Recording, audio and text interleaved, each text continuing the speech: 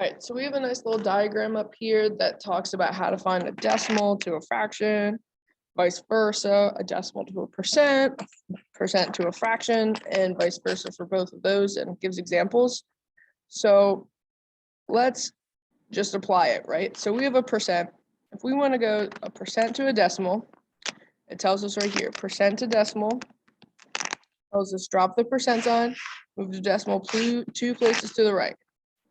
Okay, so we have 63.5%. We're going to drop that percent sign. We're going to take this decimal place and move it 2 times this way. So once, twice. So now my decimal is really 0.635. Again, we're dropping the percent sign, moving it twice to the right. Then we want to go a decimal to a fraction.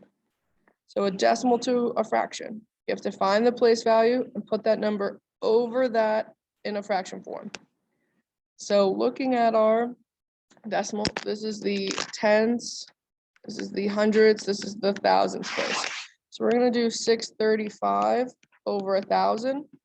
That's going to be our base fraction, but we need to simplify that. So we have to start by simplifying. You could either just type that right in the calculator, or you can know that you need to divide them both by 5, and it'd be 127 over 200. And I feel like that could be simplified, but I'm not 100% sure. It cannot. So that's how we do it. Okay.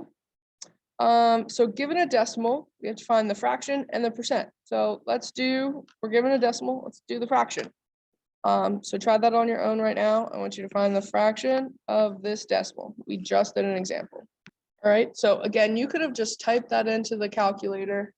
Hopefully you said this is the thousands place, so it should be 125 over 1,000. And your calculator simplifies that for you. But I was trying to simplify it myself, and I knew that 25 goes into both 125 and 1,000, and I got 5/40ths, and then I had to simplify. But let's go to decimal to percent. So for a decimal to percent, you move it 2 places to the right. So we're going to move it 2 places this way. So we're going to do 1, 2. So now it's 12.5. And then we have to attach the percent sign. Okay. So we moved it twice to the right, and now we're putting a percent sign. All right. So the last one is given a fraction, find the decimal. So you can do this 2 ways.